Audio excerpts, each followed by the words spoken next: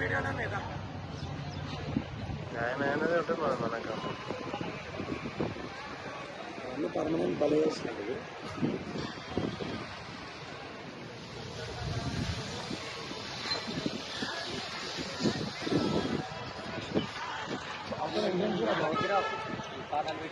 నేను తీసుకున్నాను.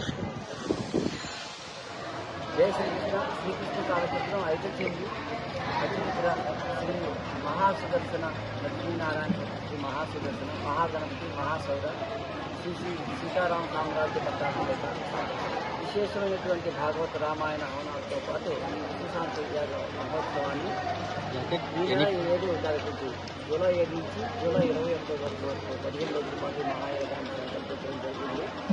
ప్రజల యొక్క మనోసంకల్పంతో ఈ యాగాన్ని ఇక్కడ భగవత్ సంకల్పంతో జరగడం జరిగింది.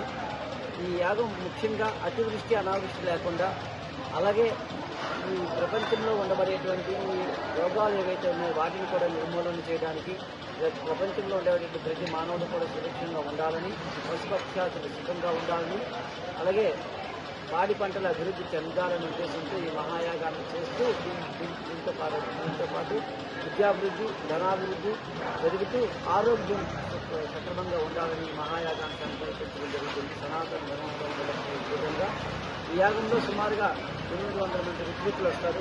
వేద పండితులు ఋత్వికులు వస్తారు.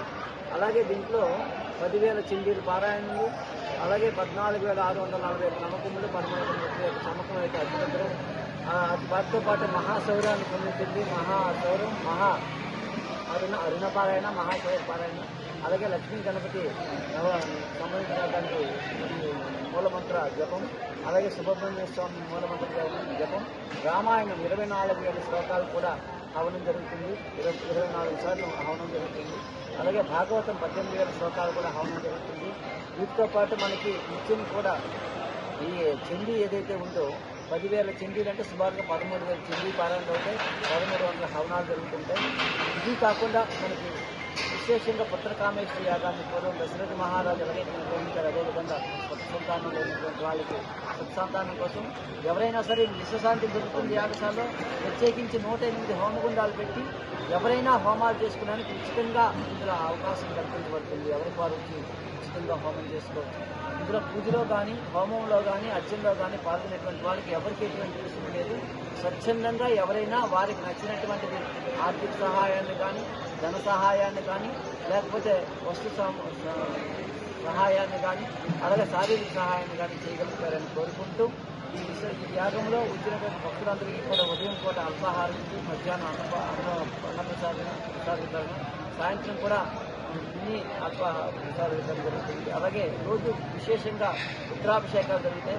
రోజు 1,00,000 బిల్వార్చన జరుగుతుంది.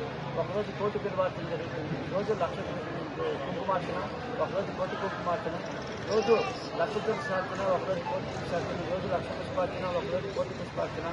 వీటితో పాటు 10,000 పార్థివ శివలింగాలు ప్రత్యేకించి మట్టితో తయారు చేసి విశేషమైనటువంటి అభిషేకాలు చేయడం జరుగుతుంది.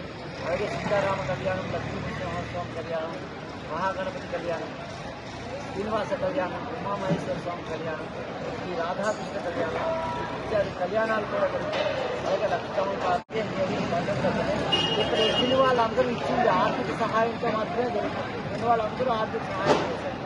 సుమారుగా మట్టి ఇచ్చేవాళ్ళు మట్టి ఇస్తున్నారు, ఇచ్చేవాళ్ళు ఇస్తున్నారు, గట్టి ఇచ్చేవాళ్ళు గట్టి ఇస్తున్నారు, అలాగే బియ్యం ఇచ్చేవాళ్ళు బియ్యం ఇస్తున్నారు, నెయ్యి ఇవ్వడానికి నెయ్యి ఇస్తున్నారు, అలాగే ఇప్పుడు తాటాకి ఇచ్చేవాళ్ళు తాటాకి ఇస్తున్నారు, ఆ లేబర్ ఇచ్చేవాళ్ళు వాళ్ళకి ఇచ్చే వ్యక్తులు వాళ్ళకి ఇస్తున్నారు, ఎవరైతే పని చేస్తున్నారు వాళ్ళకి. కాబట్టి ఇలాగే ఈ కార్యక్రమం జరుగుతుంది. కాబట్టి మీరు కూడా ఈ కార్యక్రమంలో ఒక భాగస్వామి, ప్రజలకి ఎంత చేరువుగా ఉంటే అందరూ పాల్గొంటారు. ఎంతమంది పాల్గొంటే అంతమందికి శుభాన్ని జరుగుతుంది. ఆ శుభం జరిగిందో మీకు కూడా అందించినందుకు కూడా చేసుకునేవాడికి ఒక ఫలితం అయితే అందించేవాడికి 10 రెట్లు ఫలితం ఉంటుంది. కాబట్టి మీరు కూడా ఈ ఫలితాన్ని అందించేటట్టు చేయాలి.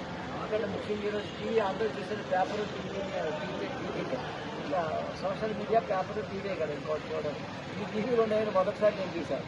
టీవీ ఏదో ఆలోచించి కాబట్టి ఇంత వైభవోపేతంగా జరుగుతున్నటువంటి త్యాగానికి ఈరోజు దాన్ని ప్రత్యేకించి యాగానికి శోభాయాత్ర సాయంత్రం 5 గంటలు 5:30 నుంచి మన కన్యకా పరమేశ్వరి టెంపుల్ దగ్గర నుంచి ఈ యాగశాల వరకు కూడా శోభాయాత్ర జరుగుతుంది. ప్రతిరోజు ఇత్యాది కార్యక్రమాలు జరుగుతుంది. మీరందరూ కూడా విజ్ఞతతో ఈ యాగాన్ని నిర్వహిస్తున్నారు. మీరు కూడా భాగస్వాములే, ఎవరు ఏ సేవ చేసినా భాగస్వాములే. ఇక్కడ అందరూ కూడా ఇక్కడ వచ్చిన ధనంతో మాత్రం అవుతుంది. నా దగ్గర నేను ఏమీ ఖర్చు పెట్టట్లేదు. నా దగ్గర వచ్చిన వాళ్ళు వచ్చిన డబ్బులు వాళ్ళే ఖర్చు పెడుతున్నారు. వాళ్ళ దగ్గరికి వస్తే వాళ్ళే ఖర్చు పెడుతున్నారు. నా దగ్గర నేను డబ్బులు తీసుకోవడం లేదు, నేను ఖర్చు అర్థమైంది. ఎంత వచ్చిందో వాళ్ళకి తెలుస్తుంది, ఎంత ఖర్చు అయిందో వాళ్ళకి. కాబట్టి ఈ ఖర్చులంతా కూడా ఇవన్నీ ఎలా వచ్చాయంటే తెలిసిన వాళ్ళు అంటే బాగా ప్రతి ఒక్కరు స్వామీజీ డబ్బులు వస్తాయి ఇస్తారనే ఉద్దేశంతో వేశారు. వాళ్ళు టెంట్లైనా ఐరన్ టెంట్లైనా ఈ టెంట్లైనా లైటింగ్ వాళ్ళైనా ఇక్కడికి వస్తాయి స్వామీజీకి యాగంలో ఇచ్చేస్తారని ధీమంతో వాళ్ళు చాలా యాగాలు చేశారు కాబట్టి వస్తాయని నమ్మకం విశ్వాసంతో చేస్తారు. కాబట్టి ఇదంతా కూడా విశ్వాసంతో ఒకరికి నమ్మకంతో జరుగుతున్నటువంటి యాగం. కాబట్టి అలాగే భగవంతుడికి విశ్వాసం ఉంచితే తప్పకుండా యజ్ఞో వై విష్ణు స్తోత్రం భవతి, యజ్ఞాయ స్వాహ విష్ణువే స్వాహ. యజ్ఞం అంతా కూడా విష్ణు అర్పితం అవుతుంది. విష్ణు అంటే పోషకుడని అర్థం, వ్యాపకుడు అర్థం. విష్ణు అంటే సర్వవ్యాపకుడని అర్థం. కాబట్టి సర్వవ్యాపకుడైనటువంటి వాడు, ఫలితాన్ని ఇచ్చేటువంటి వాడు. కర్మణ్యేవాధికారస్తే మా ఫలేషు కదాచనం, మా కర్మ ఫల హేతుర్భు మాటే సంతోష కర్మని. కర్మ చేయడం అంటే నీకు అధికారం, కర్మ ఫలితం నేనే ఇచ్చేవాడు అన్నాడు భగవంతుడు. అలాగే మనం ఎవరైనా తిట్టామనుకోండి రియాక్షన్ అక్కడి నుంచి వస్తుంది. అంటే అక్కడ అర్థం ఏంటంటే అందులో ఉండే భగవంతుడికి వస్తాడు, ఇక్కడ మనం తప్పు చేస్తాం.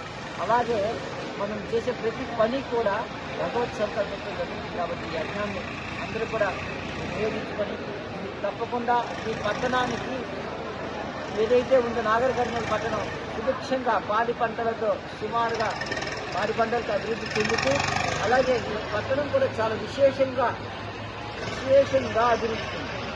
తప్పకుండా అభివృద్ధి చెందుతుంది. కాబట్టి వ్యాపారాభివృద్ధి బాగుండాలి, వ్యవసాయాభివృద్ధి